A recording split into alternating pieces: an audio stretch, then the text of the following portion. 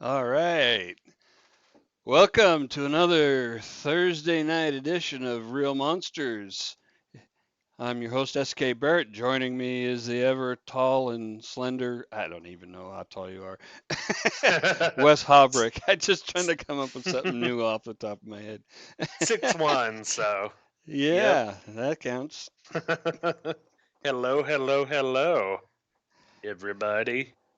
Hope everybody out there is staying safe and healthy and well isolated. Yep, exactly. This We are, virus is not something to mess around with. nope, we're getting close to turning the corner on this enough to where people are talking about reopening things. Let's not blow it. Although Yep, most places have had second and even third waves. yep.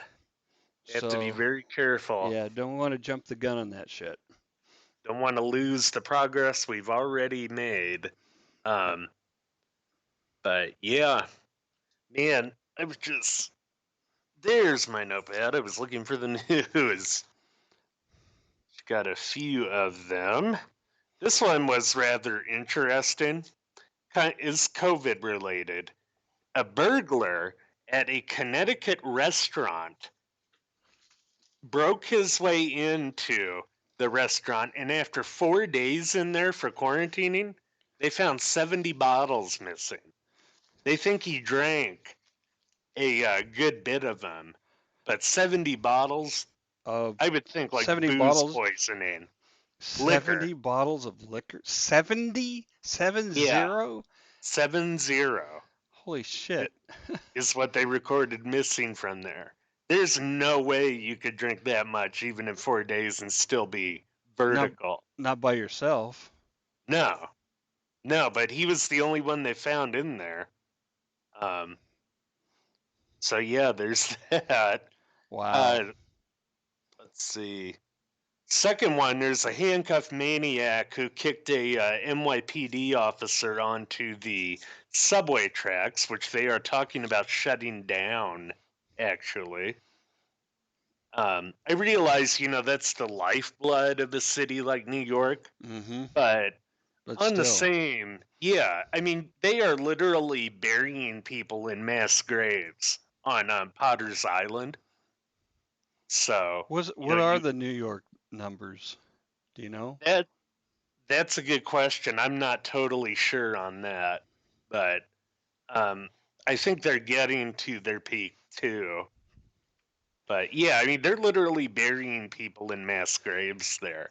You would think they would have shut that down and done something like, I don't know, discount cab rides for first responders, as a for instance, Right. something like that. But yeah, and then in L.A. at a Holy shit. Walmart, According to the Johns Hopkins site, which is a weird 16,000 deaths in New York City. wow, man, it is amazing. I mean, you got what, 9 million, 8 million in the city? But still, yeah, that's high. Yeah, Jeez. I had no idea. We've had in my county, we've had 400, Yeah. which Yep. is which is a lot. Yeah, and like we were saying before we went on the air, in mine, we've only had 30 cases, no deaths, and we have about 67,000 people. So, yeah, and there's all that. And oh, yeah, the California in a Walmart near LA, a man was apparently threatening people with a bat, and officers had to shoot him. Um, I'm not sure why you wouldn't use a taser in that Maybe instance, nobody but had one on them. could be. Yeah, What's that yeah, was what's the weird. range? It depends on what the range is on those too. Yeah, I mean, I'm not totally sure about that, but it was a weird story that came across the feed. I think they're probing it for now. Um, oh, our hearts go out to the people of Canada, specifically Nova Scotia, after the rampage that killed 18 people. Um, Yeah. that guy, that was the last death figure I had seen anyway, but that guy apparently he found a old Mounties uniform and even bought a decommissioned squad car, and that was part of Oh, his planning there. He was going house to house in some areas and shooting people and then leaving a wake of arson behind him. wow. Yeah, That's some seriously disturbed shit. it is. Took a shitload of planning, but oh yeah, and then the bus hijacker in Dallas, he took a, I'm not sure what kind of bus it was. They didn't specify, but he hijacked it using a rifle, and they shot two officers, and they finally caught him quite a bit south of there on the George W. Bush Parkway. Nobody seriously injured with that, so that's good. Well, that's good. What was he trying to accomplish? That's a good question. I'm not sure beyond just running from the police because he had a some sort of very grave charge against him. I can't Oh, remember okay. if it was murder or Oh, so he was felony. so the hijacking wasn't the objective. That was a means. Yeah, Okay. most likely desperate guy, doing Right. something desperate. But oh yeah, and here's some good news that we can end on. Operation COVID Crackdown in the Virginia, Maryland, Washington D.C. area. They nabbed a total of 30 internet pedophiles who were using the quarantine to try to have sex with children. Jesus. So, yeah, yeah. Thank God for police doing stuff like that. Yeah, yeah, absolutely true. And there are some, I wouldn't, s- I don't want to, they're not vigilantes. They're citizens. There are citizens who out there who help the police ferret these fuckers out. Yeah, yeah. And looking at like whatever happened To Catch a Predator.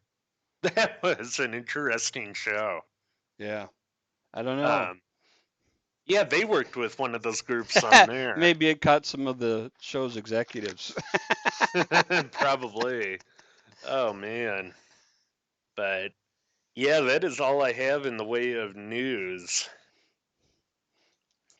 All We right. might we might want to do the disclaimer for this one. Warning. Yeah, here it is. We're going to show some shot up bodies. Yeah. Yes, some brutally shot up bodies. Yeah. Even with the black and white, you're still gonna see a lot of the gore. Yeah, it's not chocolate syrup.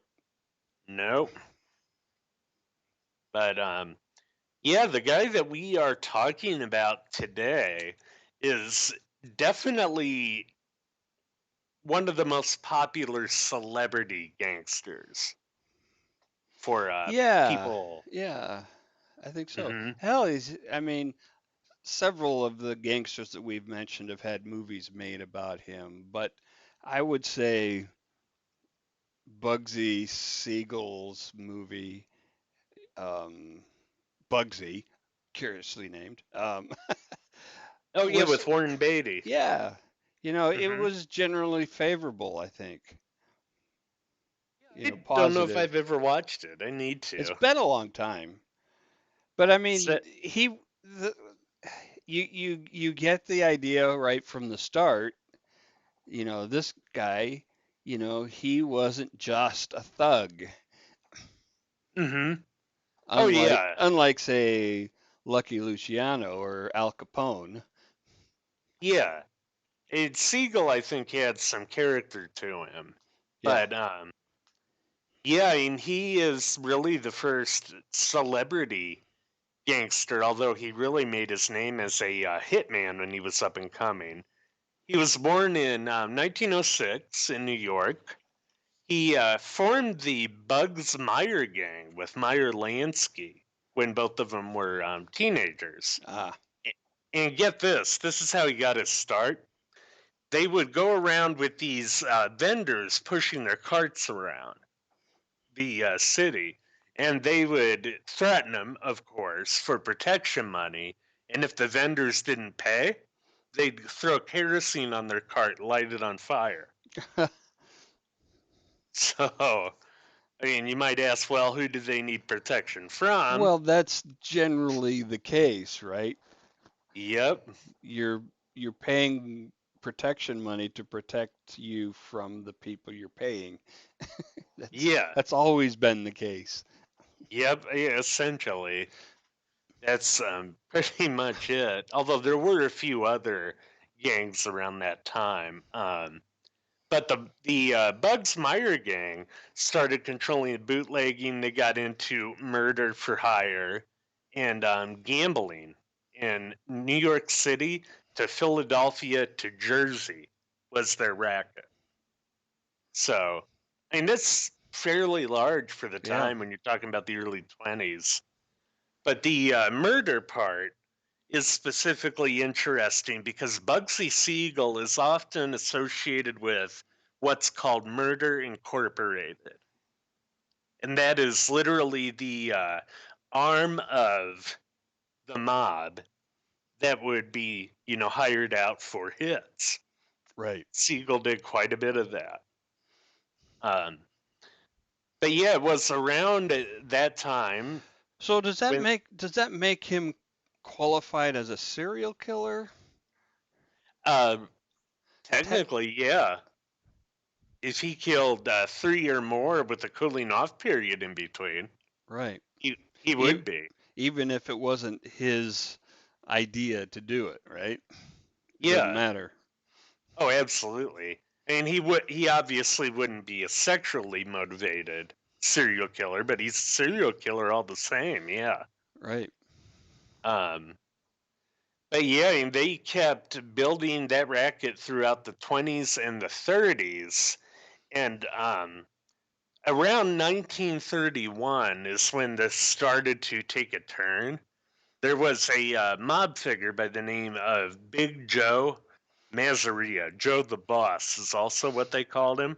Right. And Bugsy Siegel and four others were allegedly involved in the hit with him. Now, the legend with that goes that they went into an upscale Manhattan restaurant and shot him after he finished a big plate of pasta. Mm. But there's a few problems with that. I said to pull up my other source here. Okay. Um, One of the big problems there was that upon autopsy, they didn't find any Pasta. pasta in the big man's stomach. Hmm. And But he was found in the restaurant? I mean, that's where they found him? I believe so. Um, let's see. Oh, yeah. And then there were contemporary witnesses at the time that said there was two shooters. And then the autopsy showing an empty stomach. It wasn't until later, this is the Mob Museum. It It wasn't until later that Siegel, who had garnered a reputation for violence, was linked to the killing, or for that matter to the execution of another mob boss and the last real rival to Lucky Luciano, Salvatore Maranzano, later that year, 1931. Uh, but, even still, that doesn't necessarily mean that Siegel wasn't involved. He might have still had his hands in it. Hmm. Um, but this is when, his reputation started growing to such an extent that he was tied to violent crimes and events in which there's no way he could have participated. For instance, there was one writer who attempted to pin the Black Dahlia on Bugsy Siegel. Oh, that's just silly. Yeah, yeah, it's way out there. Um, and that, even if it's possible that he could have done it, he Hmm. was being watched extensively by the FBI during that time when Elizabeth Short was killed. Um, and also, his activities on the day of Elizabeth Short's murder are fully accounted for, so he had a good alibi. But what this kind of shows too is that he may not have been as violent as some people like to make him out to be. I mean, he's still a hitman, still, a killer Right? and stone cold, but yeah, I don't know. There might be some degree of exaggeration there, um, as there, Yeah. I guess, tends to be. There and it could serve him well to have an exaggerated reputation. Oh, absolutely. Yeah, in the business he's in, there's no Right. doubt. Um, but yeah, at any rate, with the killing of those mob bosses, that is what really paved the way for Lucky Luciano to ascend to the top spot. And what they had by now, when all this was going on, is what was called the syndicate. That was essentially a board of all the top mob guys. Right. So they can, what's the word I'm looking for? Collude to make sure business is good for everybody. Right. And to resolve conflicts. Yeah, They'll mob you in. yeah, exactly. Um, let's see, we skip forward a bit. There's some interesting facts about Siegel. He was a treasure hunter in Costa Rica not long after this, too. Really? Um, What was yeah, he looking for? Pirate treasure? he he joined a band of Hollywood aristocrats on a bizarre schooner trip in 1938 to the seas off the coast of Costa Rica. Lured by reports of buried treasure, Siegel and his fellow passengers sailed for remote Cocos Island and spent several days digging, drilling, and even dynamiting hillsides in a fruitless search for it. The You know, harebrained and treasure hunt. Oh, go ahead. people are still looking for that treasure. Really? Yes, to this Wow. day. Um, let's see. Oh, my source. The harebrained treasure hunt came up empty handed, of course, and the group's ship later had to be towed to Mexico for repairs after it was ravaged in a storm and left adrift. Oh, Um, News reporters pounced on the quote hell ship story after Siegel returned to California, with some alleging that the voyage had involved a mutiny by the crew or that it had been a cover for a drug smuggling or gun running operation. no, So, yeah, there are reports of that treasure. I mean, to this day, and there are still treasure hunters going out there. Um, well, but it's it's quite a remote place wow. without facilities. So it's a hardship to go treasure hunting there.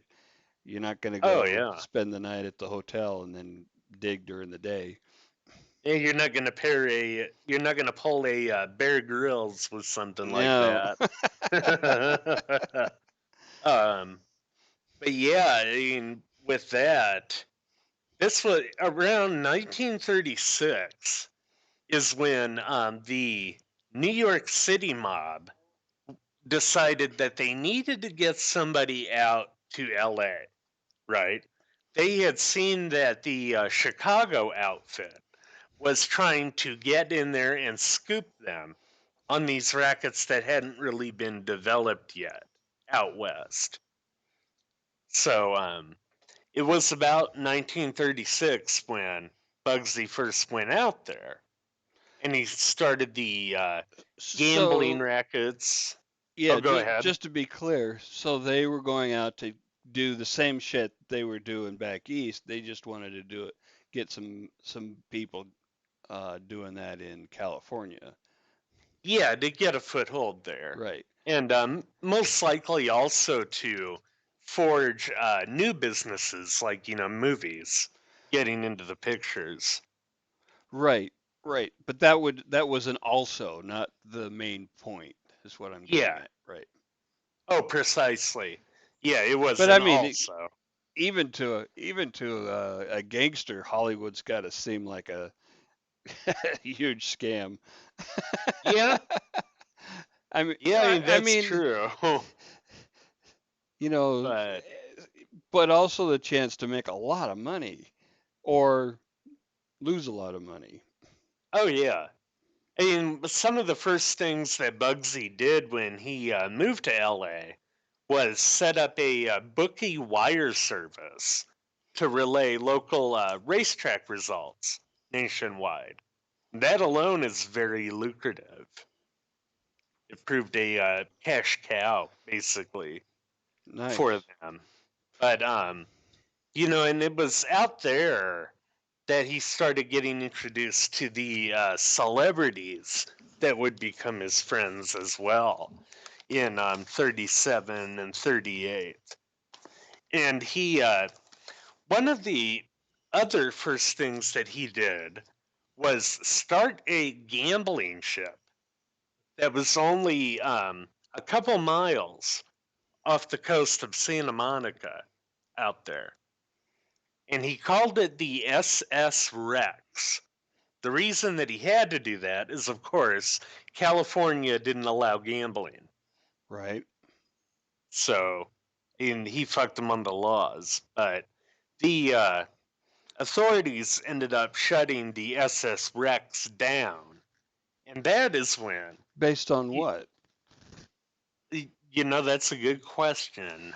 Because I, I've often thought to myself that, if you want to conduct some illegal operations like that, yeah, get a ship, sail 5 miles out, and do whatever you want.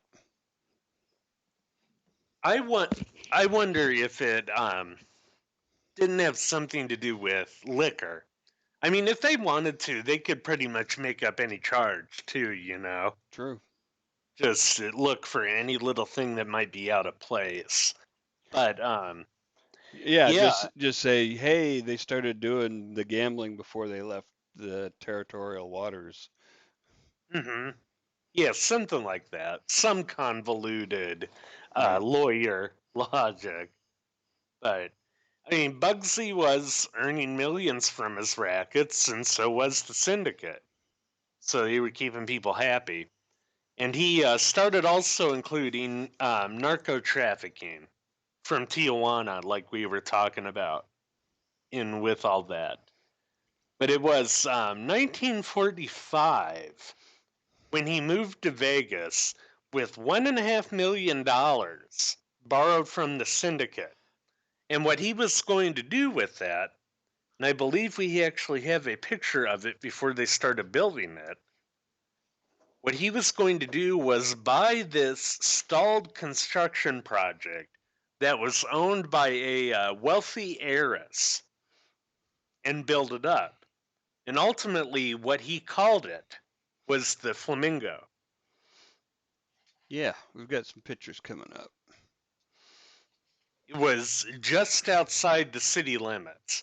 And interestingly enough, with that, before he got into the Flamingo, he also bought some interest in the El Cortez Hotel, Oh, really?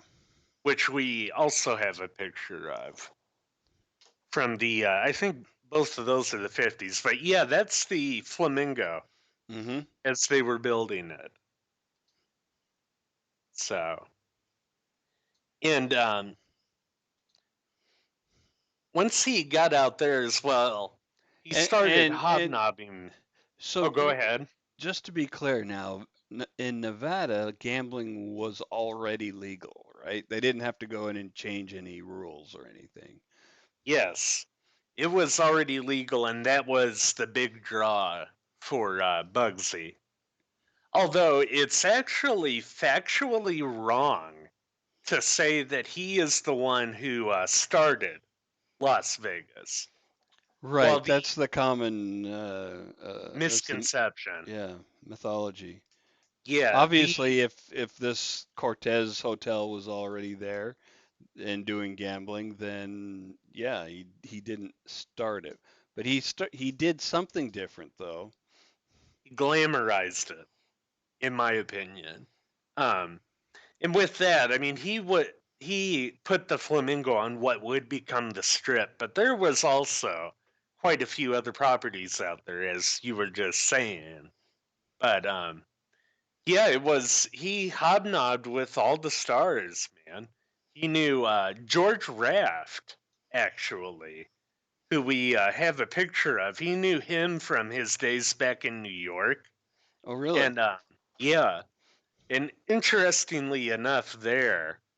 Um, I think one of the funniest movie reviews I've ever read was of George Raft. I can't remember what the film was, but the critic says his acting is as wooden as a cigar store Indian. Oh man, that's hard. But but Ouch. yeah, there's a he was an interesting character. He turned down parts in Casablanca and The Maltese Falcon as just two movies, and Wow. Bogey was the one who picked them up, Humphrey Bogart. Oopsie. So Raft always had that kind of luck about him, but he stuck by Bugsy Siegel through thick and thin. Um, but he knew, others like Clark Gable, Barbara Stanwyck, Frank Sinatra. Um, he absolutely loved the limelight. Um, and Got Barbara's picture coming up here. she's awesome. She was one of my favorites. Real classy lady. I remember Uh, her from what was it, The Virginian? Something like that. One of those Western early TV series, Rawhide or Virginian or something like that. hmm Yeah, I think so. That one, that picture right there is from, I believe, Double Indemnity in 1944. It's one of my favorites with her. But yeah, he was hobnobbing with all these people, and he met this Countess Dorothy de Frasso, Italian in her bloodline and royalty, basically, if she's a countess. And they started sort of going together. Bugsy is a ladies' man when you get down to really the heart of who he was. And they ended up going to Italy in 1939 to try and sell Benito Mussolini Il Duce on this explosive substance called adamite that was supposedly much more powerful than dynamite. But they got there, they put on their demo, and apparently it fizzled out. Who'd have thunk it, right? But Hmm. Well, I mean, there are lots of explosives nowadays that are more powerful than dynamite. Yeah, Um, I'm not but totally sure about adamite. I didn't dig into it chemically or anything, but I know it wasn't good enough for El Duce. well, So you, they, you know, if a countess and a hitman probably aren't the right people to do a explosives demo. no, not at all. I'm But just saying, there's a lot of things that could go wrong, oh, absolutely. and apparently But did. um, but yeah, there was something else that was rather interesting that happened to them over there. They were hobnobbing with Hermann Goering and Joseph Goebbels, who were Wow. also in town to meet Il Duce. And right after Siegel met them, he had this insatiable itch to kill both the bastards. They I kind of did, had that effect on people, yeah, basically. I mean, Siegel is Jewish, right? but So he, I'm sure they were not all that, you know, pleasant yeah, to him. oh, probably not. Although he said it wasn't for political reasons that he felt an itch to do that, but the Countess Well, was the one who Goering had to was a talk world him class down. asshole. Oh yeah. Oh, no doubt about it. But yeah, the Countess had to basically beg him not to shoot those two. It's unfortunate that she succeeded. Bugsy thought the same thing. Years after that, he said that was a big regret I had, not killing those guys when I had the chance. So, Wow. You know, but at the time, well, this is, would you say 38, 39. 39? Yeah, things were just getting started over there, really. Yep. And so it's not like you could say, oh, you know, it was obvious that he had a chance to do something really good. Had he succeeded in that, had he followed through, he would have been very likely hung for that or shot, and Oh yeah. and it would have been a minor footnote, and nobody would have really known what they had, uh, what he had saved.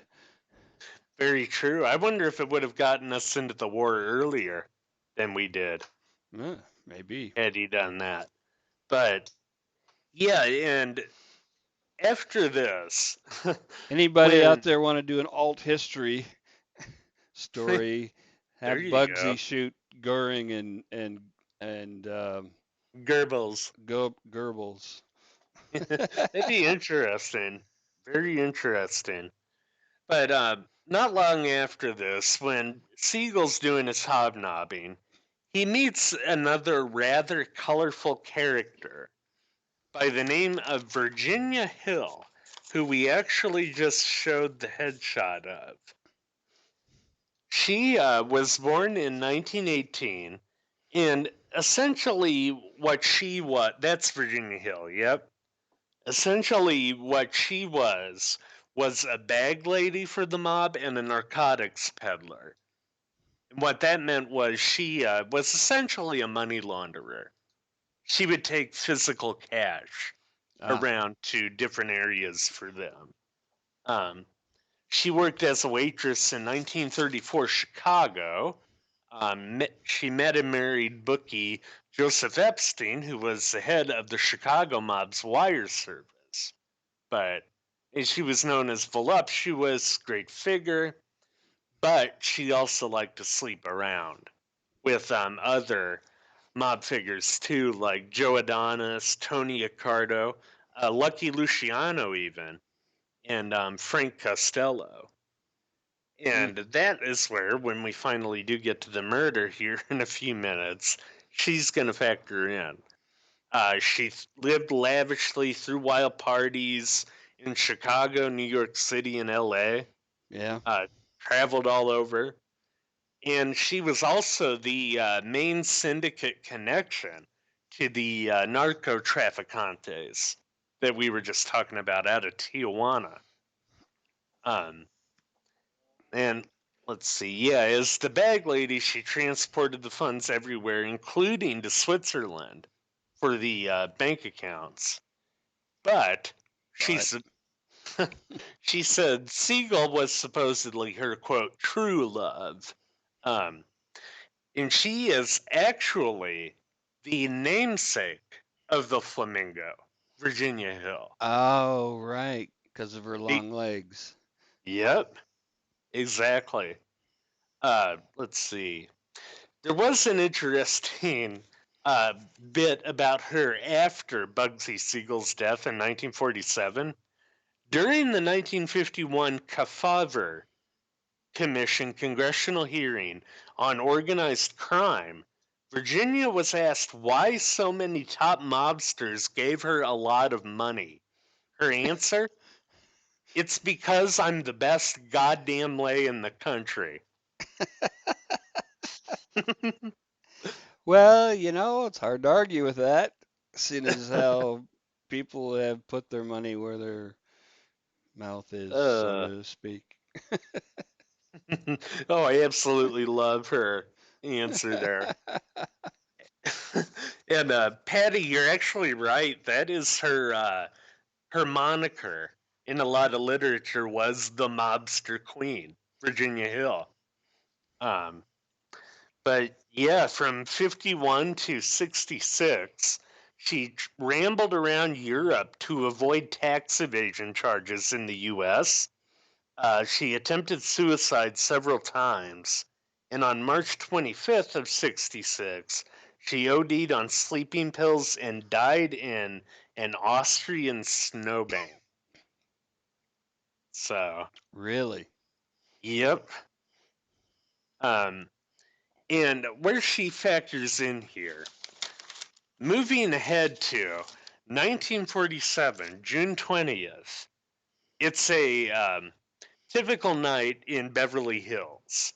You know, it's warm, and Bugsy Siegel is sitting in Virginia Hill's house reading a reading a copy of the LA Times in the living room when all of a sudden shots ring out in the night air. Four of them hit Bugsy.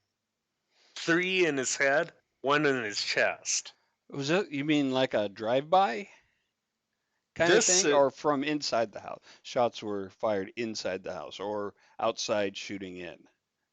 This was after they did the investigation outside shooting in. Okay. There was a rose trellis about 14 feet from the window looking into the living room.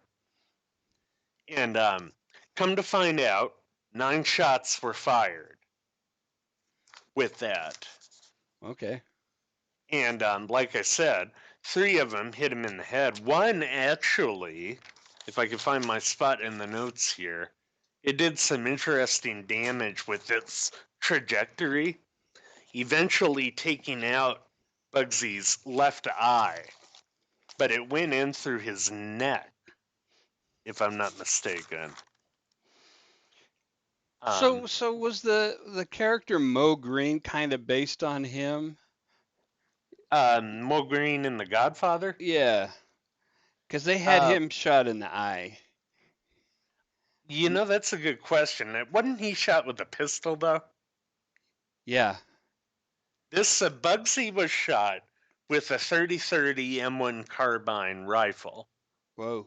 Um, yeah, and a total of 9 shots rang out, so four of them hit their mark. Uh, Nine. Wait, nine? That's 9 shots. that's two fucking clips.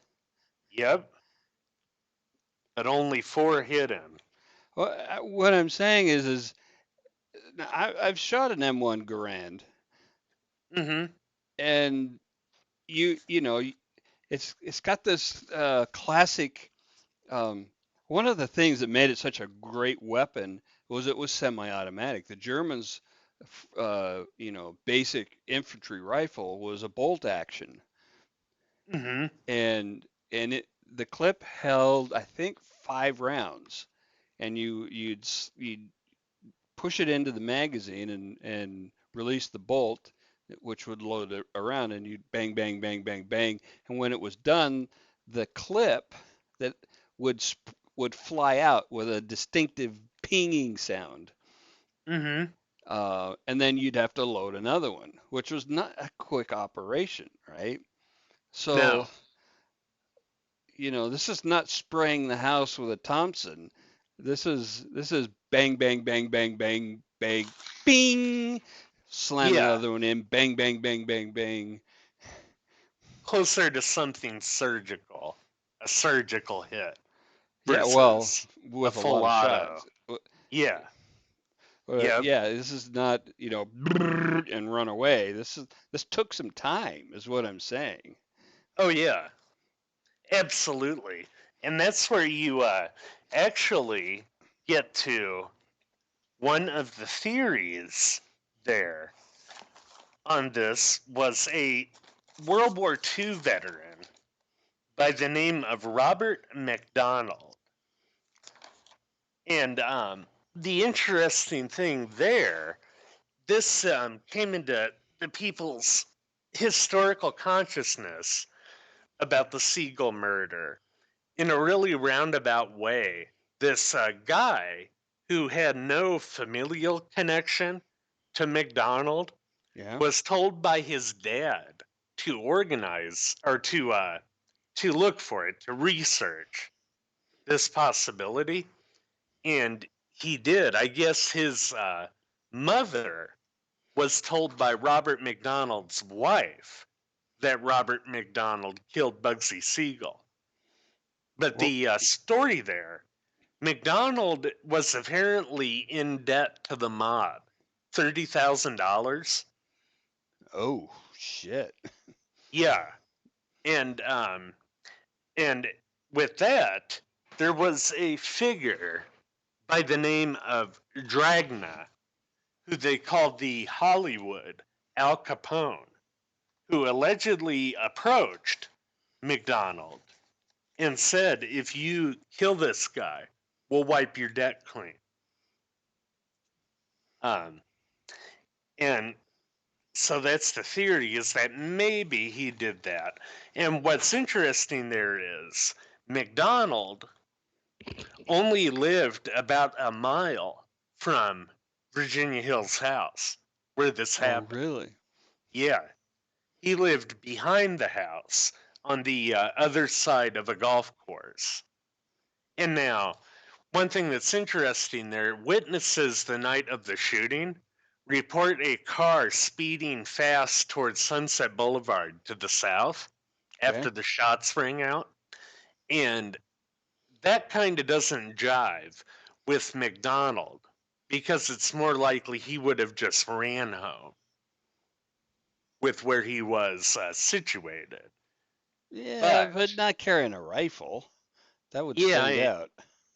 I mean, we're talking about 10:45 at night, the night of it, but Still. yeah, yeah, it'd be easier to throw it into a car, no doubt, and speed that way. But another interesting thing there, 3 months after Siegel was killed, Robert McDonald shot his wife and himself with an M1 3030. Whoa. Yeah, A month after? 3 months. But 3 months, Jesus.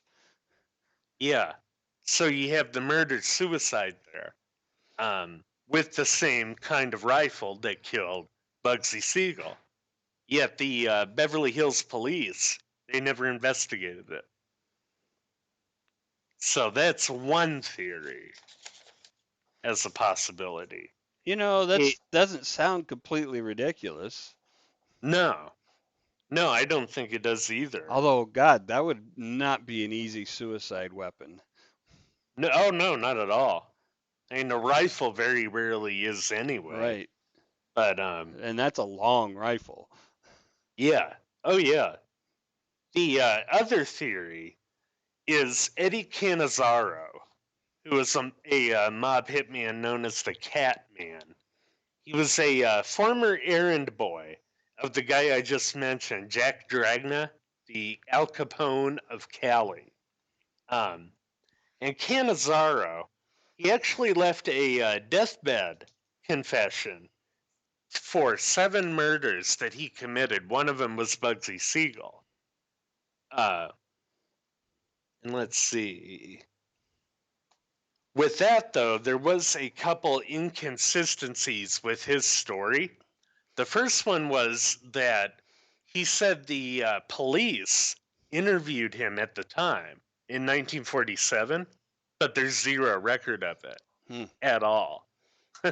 So there's that. And then he said that after he shot him, he sped towards Wilshire Boulevard, which is in the opposite direction of where the witnesses say they saw the cars going, to Sunset Boulevard. And how long after the fact was that information given? That's a good question. I am honestly not sure. I'm only saying because, as we know, and have Or mentioned wait, several times, or wait, did you mean Canizzaro's confession? When was yeah. that given? Oh, that was 1987, Oh, 40 years after. yeah, yeah. Memory's fallible. Yeah. Well, let me restate that.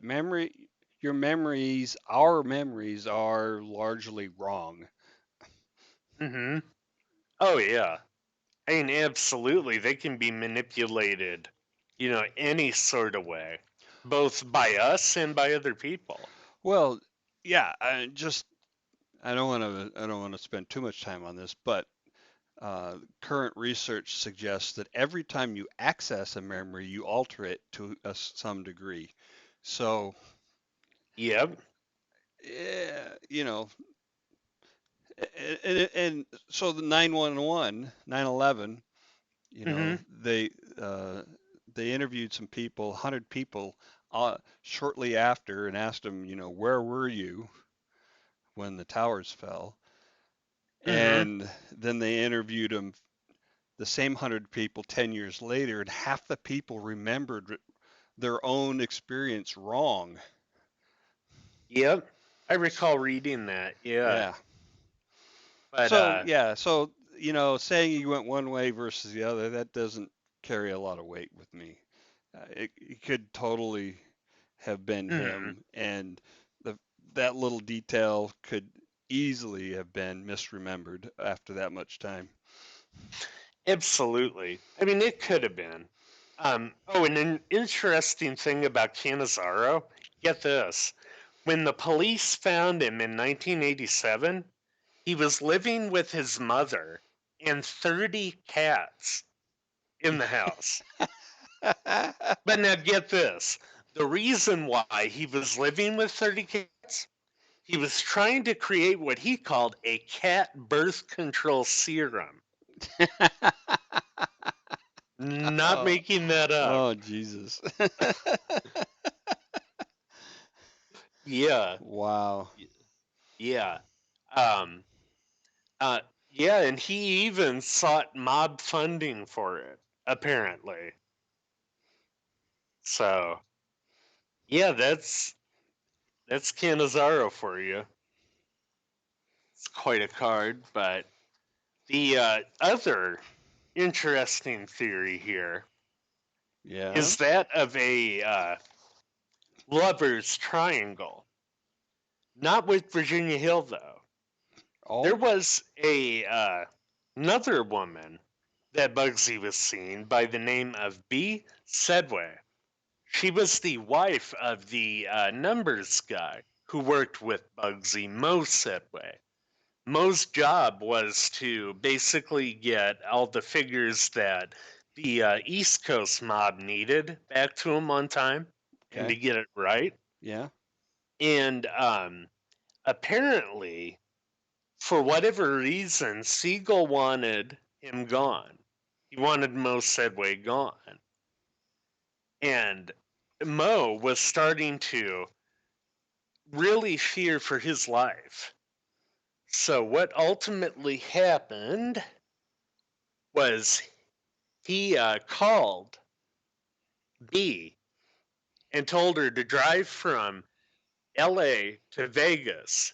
And they took one car and drove out to the middle of the desert, left it there, and they walked even further to have this conversation that they needed to have. And if I can find it, I will read it. That's the security level that they wanted to make sure it's impossible that anybody could see them there Wow. Or hear in the them. middle of the desert. Yeah, or hear them.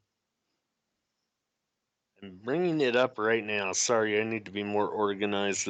Uh, um, oh crap! I'll just summarize it. They were out there, and he says, "I might not be around much longer." To her, and she says, "No, that's not going to be the case. I'm going to call my buddy Moose." And Moose was her lover. Okay. They had a Oh, very open marriage, these two, Mo I and guess. B. Sedway. Yeah. Yeah. And Moose Panza was her lover. And he said he would do that for me. And she said, no, but he would do it for me. And she says that it's that guy who killed Bugsy Siegel. Hmm. That's been a family secret for them for quite some time. Well, But I they mean, if she actually, if she actually arranged that, then I would say that holds a lot of water. yeah, I mean, it's there's very little doubt that she could have with something like that because Mo was an interesting guy too. She told this story to her son, and her son told it to LAMag.com, post the article there. Yeah, that is B and Mo Sedway right there. And this Moose guy was pretty interesting.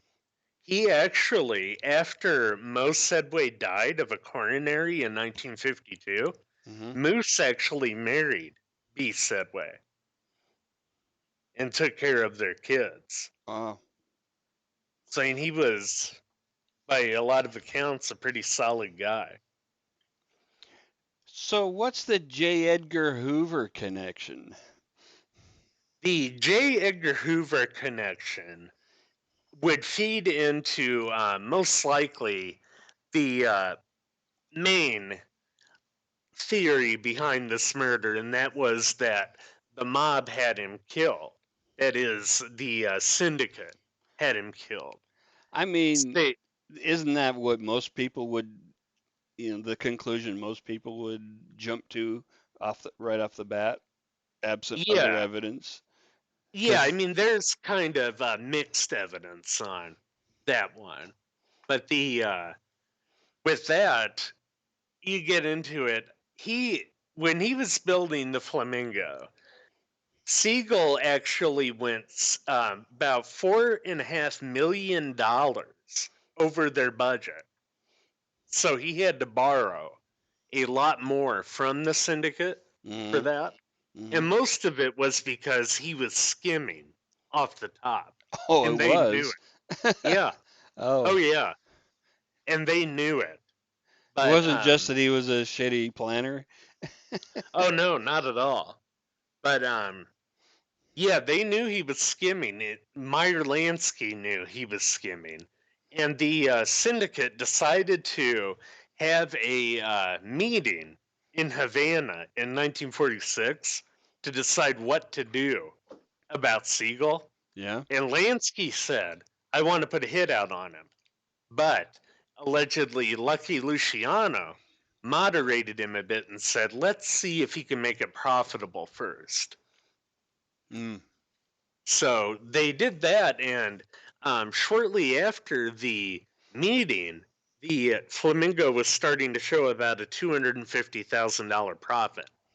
So it's a start, Right. but there was that, and the other thing, and this is where Hoover comes in. In 1946, Walter Winchell, the New York City broadcaster and newsman, ran a report that said a unnamed Vegas racketeer is trying to muscle a unnamed publisher on the West Coast out of his stake in a Vegas hotel.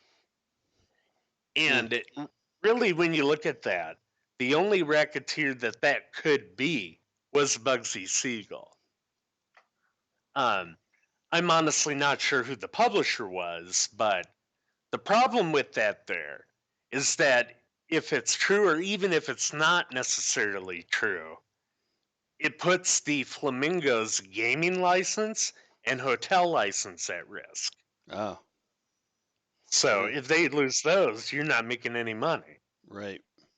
Um, so might it be possible that the mob re-decided after that meeting in Havana to take him out because he's a loose cannon? It could be. Right. Um, and where J. Edgar Hoover comes into that, if you look at Bugsy Siegel's FBI file, which anybody can do, it's public domain, they say in there that the director was Walter Winchell's source on that story. Wow. Yeah. A good portion of Siegel's file is still redacted, but they didn't bother to redact that part. Why would I it don't know still be why. redacted? That's weird. Yeah, I have no idea. But yeah, if that's true, it might mean that J. Edgar Hoover had a hand in getting him killed, a direct hand. Wow. But that's just a theory that I had after I read it. Um, Well, so, the when the Flamingo opened, it did not go well. You know, the grand opening was a big flop. Rooms weren't finished. The whole bunch parts of the hotel weren't finished. There was a oh big yeah, rainstorm, and a lot of people just didn't show up. yeah, yeah, we didn't actually get to that. That was 1946, right after Christmas, when they did that. They had a lot of celebrities at it. Clark Gable, Judy Garland, um, others. And right after that big grand opening, Siegel actually shut the hotel down again so he could finish it. Yeah, he was just trying to meet a deadline and save his ass, Yeah, and essentially, and it didn't work. no, no, Yeah. no. That's what'll happen when you get 4 bullets in you. Uh, yeah, I mean, I think that pretty much covers the theories as to why he died.